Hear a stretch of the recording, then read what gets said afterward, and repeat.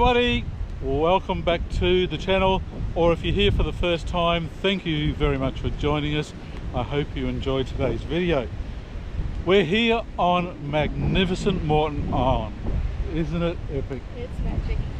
Love Moreton Island. But what we want to do, we've only just got back from Fraser Island a couple of weeks ago, and we thought we'd give a comparison between the two islands. If you're looking to make a choice as to which place you should go and visit, Moreton Island or Fraser Island, this is the video for you. Let us show you around, tell you what all the pros are about both islands and which one you should visit and why you should go there. Well, we're here on Moreton Island, so why don't we start with Moreton Island, hey? And have a look at all the reasons why you should come to Moreton Island. Now, most people that come over here to Moreton Island are from Brisbane, the same as probably as Fraser, but most people coming to Moreton are coming from Brisbane, the majority. So on that basis, it's around about half an hour from most areas within Brisbane to get to the Barge point, which is at the Port of Brisbane. Yes, at the Port of Brisbane. So fairly easy to get to, really simple process, and yeah, as I say, probably half an hour for most people, depending on where you're coming from. But once you get there to the barge, you've got a 90-minute barge trip across to the island, and then get to your camping spot, and you're ready to set up camp. So within 2.5 to 3 hours of leaving home, you can be here in your campsite, setting up camp. Yeah, sucking on a beer and heading off fishing. So that's one of the things we really love about Moreton Island, because Fraser Island from Brisbane, it's almost a day trip up there, isn't it? Yeah, depending on where you're camping. Yeah, and depending on how many stops you make along the way. We like to stop and get fuel at the last minute. You know, it's a long drive, so we stop and have some lunch at Rainbow, and tides and all sorts of things play a part. So we find here in Moreton Island, one of the great benefits to coming to Moreton is it probably takes half the amount of time. Next thing we love about Moreton Island is there's just less people here. Yeah. Fraser Island can be so hectic sometimes, but here on Moreton, it's just really chilled, isn't it? Right at the moment, we're the only ones camped in this Yeah, spot. there's no one in this camping area whatsoever. So we've had a couple of people around us throughout the week, but at the moment nobody here. Midweek, Monday to Friday, generally it's very quiet here on the island. Yeah. That's one of the things we love about it. Just much less people, and it's much easier getting around the tracks and around the island.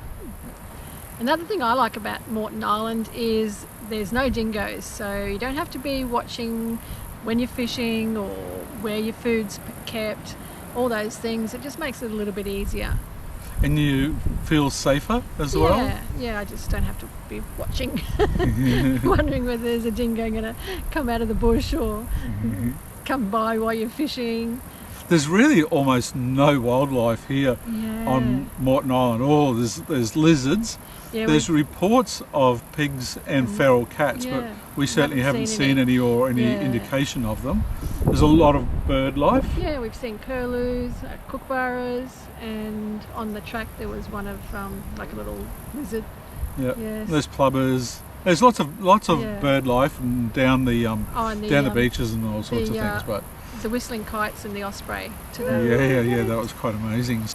So here on Moreton Island, you just don't have the stress of having to worry about the dingoes, and are they going to take your fish, are they going to take your bait, are they going to get into your camping equipment. We've had them rip open our tent. So Moreton Island is really stress-free. It's really good.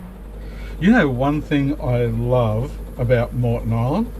What's that? Fires. Campfires. We've had a fire every night, haven't we, that we've been here, some mornings as well. Here on Moreton Island, you are allowed to have campfires. You should keep them to the locations where campfires are already in place. We've actually brought over a fire pit. So it's off the ground anyway. Yeah, it's up off the ground, so I think the campgrounds you can't have fires, but the camping zones you can. Yes, there are a couple of Different rules distinguished. around them, but you can look those up and check for sure. But you can have fires on Moreton Island, whereas unless you're in one of, I think, 3 zones on Fraser Island, the 3 camping grounds, they're the only places you can have a fire. But you can camp somewhere like here, heaps of room, and have a fire around your campsite. That's great. Another good thing about Moreton Island is you can drive all around the whole island in just a day. Yeah, it's a great day out, isn't it? Yeah, we've done that just a couple of days ago, gone right around and had a look at everything along the way. Yeah, you can either choose to go down the ocean beach and come up the western side, or you can do it vice versa, go down western side. Just work it around the tides, and make that work for you. You know, the thing I like about driving around the island here, I've found on Moreton, is there's less washouts to have to worry about, but that can change. But there's a lot of inland creeks systems on Fraser Island that do push washouts out, whereas there's not so many here on Moreton Island. So at low tide, Ocean Beach is pretty good to navigate. Yeah, and the only pretty thing, easy driving. it is pretty easy driving, especially at low tide. I suppose at higher tide, Fraser Island can be good because you can still find a lot of compact sand at high tide. It's a lot wider beach, so narrower beaches here on Moreton, so a little bit harder to drive at high tide, but it's still we just love that we can get around the whole island. A little bit of planning and you can have a great day out. Sure can. Now while you're driving around the island, there's one place where I just think it's the best spot on either island. It's got great atmosphere, it's so much fun, and we always enjoy it when we go to the gutter bar at Coringle down the bottom of the island. It's the world famous gutter bar. The world famous gutter bar. That sign says. It's always 5 o'clock somewhere. Yeah. So we love it down at the gutter bar. Great spot. The food is really, really good. Yeah. They've got burgers, they've got fish and chips, they've got oysters and bugs and all sorts of things at different times. Well, the fellow, when we arrived on Saturday that was next to us, he was raving and raving about the bugs and the prawns that he had. He said we had to go and order some, so we didn't. We ended up with some calamari and seafood and different things. But always good food, always good service. Yeah, it was really quick too. Being a weekend, we expected to be, well, it was really busy, and we expected to have a little bit of a wait, and the food came out very, very fast. Yeah, they were really efficient. Great drinks there. They can't pour spirits for you, but they have cans and everything there. Beers, everything's available that you might want. And it's just a great spot at Coringle on the southwestern corner of Moreton Island. It's also a little general store inside the gutter bar, and they've got an ATM, and it's great. Yeah, there's a lot of quirky stuff all around the place, isn't there? Yeah, all the things hanging around, all the surfboards and boats and all sorts of things. So the gutter bar on Moreton Island, we give that a massive tick. We reckon that's another good reason to come to Moreton Island. Now, another thing you'll notice driving around the island is its history. It has a significant history here going back to World War times. Now, Fraser Island does too. So they both compete at the same level, I think, there. But here you can drive around the island and see old historic placements, gun placements, where they were watching for submarines off Moreton Island in Moreton Bay, the Japanese subs. As they did come here, it wasn't far north of here that the Japanese sunk the Centaur ship, hospital ship, and the submarines were actually in Moreton Bay. So again, you can see around Cowan on the western side of the island, There's some bunkers. Yeah, just next to the airstrip. Yep, just at the top of the airstrip there. So right around the island, there's a lot of historical places that you can go to and check out all those bunkers and things from World War time. Yeah, the Rouse battery's on the eastern beach side, down towards the southern end, and you'll see it just from the beach as you're driving down. Yep. Well, that wraps up Moreton Island. Now let's discuss Fraser. Yes. My number one pro for Fraser Island is the fishing. The fishing on Fraser is insane. Anybody can catch fish on Fraser. It doesn't matter what you're chasing. There's just a bigger range of species on Fraser Island, and they're just simply easy to catch. All off the beach. Moreton fish as well too, and you can catch tailor here at the right time of year. You can catch all sorts of Floaties. floaties, big floaties, brim, dart, whiting, all of that's here. Yeah, But Fraser Island is just something else. So quantity and quality there on Fraser Island. There's a bigger range, much easier to catch. Moreton Island, you're down here in the southeast corner between the Sunshine Coast and the Gold Coast, with Brisbane in the middle, and it's just more fished out. But Fraser Island, it's something else, isn't it? It is, yeah. You can catch mackerel, big Spanish mackerel off the beach, GTs, all sorts of stuff if you want to. Sharks, right down to all those other ones we've talked about, trevally, Brim, whiting. tailor, brim, whiting, Bruin. flathead, and bruin as well, which are a part of a sweet-lipped family, and they're a little bit unique, I think, to Fraser Island. But the fishing there, it's just epic. If you can't catch a fish on Fraser Island, seriously, go home, throw your fishing rod away. Another thing great about Fraser Island is just easier driving. Yeah, the beach is wider, so you've just got more options to travel on the beach at different tides. Yeah, and most of the time I'm on Fraser Island, I just leave it in two-wheel drive. Yeah, you do. Unless I'm doing Nagala or one of the bypasses where the sand might be rather soft, heading over Indian Head, things like that, or some of the tracks, then I just stay in two-wheel drive almost the entire time on Fraser Island. It's really easy to do. Sand's compact.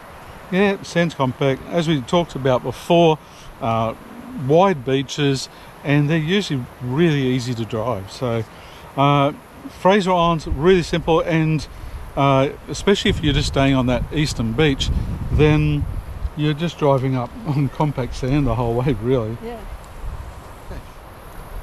The barge over to Fraser Island is cheaper than Moreton Island. There's two barges and both are cheaper.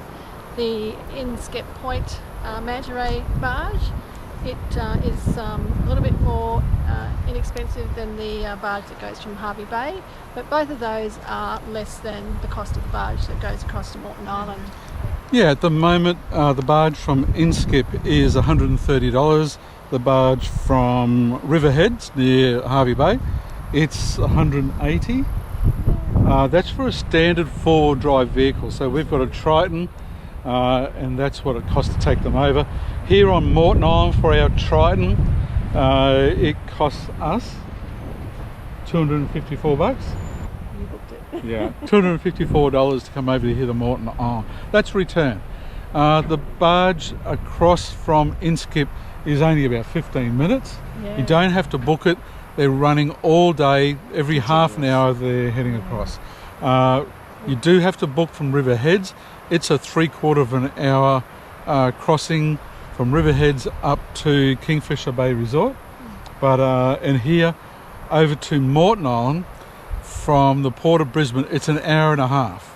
So it's a much longer trip. So, you know, value for money wise, yeah, I mean, it's cheaper to go to Fraser Island. It's that simple, isn't it? But you just got to weigh that in with the amount of time that it takes to drive there. And if you're happy doing that, then yeah, the barge is cheaper. Head over to Fraser. Another good thing about Fraser Island is there's a number of places where you can actually get fuel. Yeah, either petrol or diesel. Yeah. It's available in most of the townships. Happy Valley, Cathedrals, Orchid Beach, Eurong. and Tangalooma, I'm assuming. Yeah, not Tangalooma. Kingfisher.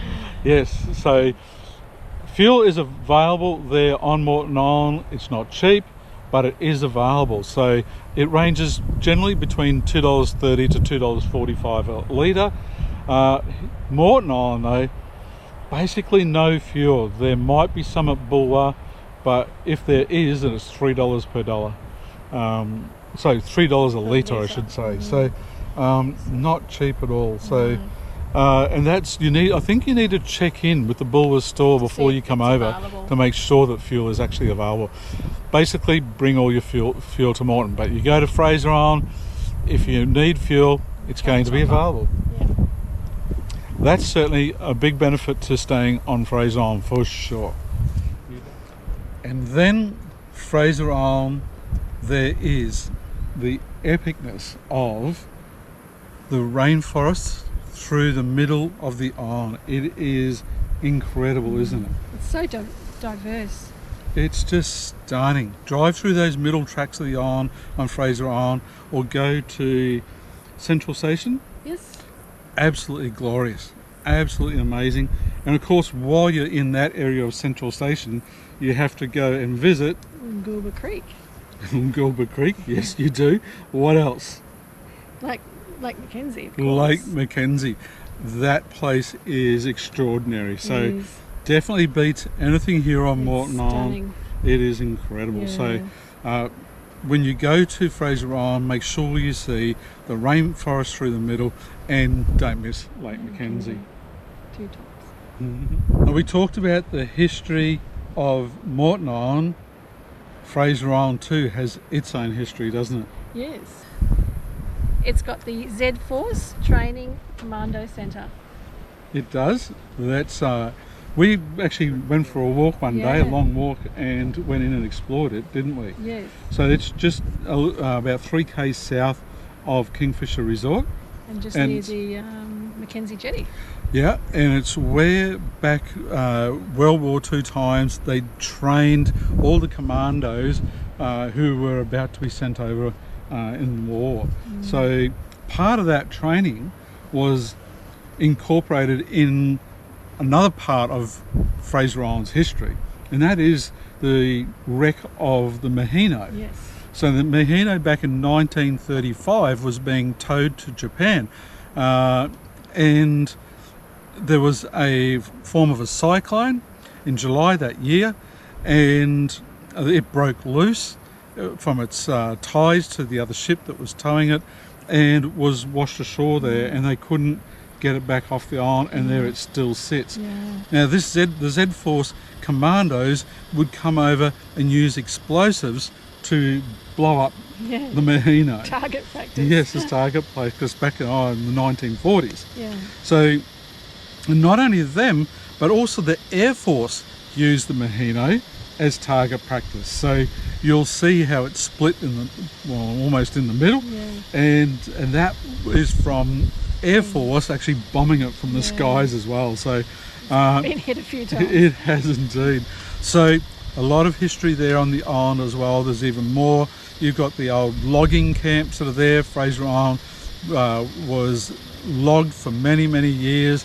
It stopped, I think, 1992 maybe, and so there's no more logging on Fraser Island, but those camps and places where they lived and stayed are still there, and a lot of their machinery is still there as well. So you can see that at Central Station. You can go and visit places like Poston's Camp as well, and other places there on the island.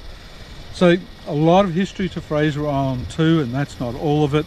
Of course, you've got the lighthouse up the top of Fraser Island, just like you've got the Cape Moreton lighthouse here. A lot of history here with this one, with the lighthouse. It's actually the first one of its type built in Queensland. So there we go. That's a wrap up. Moreton Island versus Fraser Island. Now, Which one's best? It's a bit hard to pick. Yeah, I don't think we can. Yeah. We absolutely We love love both Yeah. Moreton Island and Fraser. Why choose between them? Yeah, Quite simply, go see both. yeah. They are both extraordinary. They're both going to provide so much fun.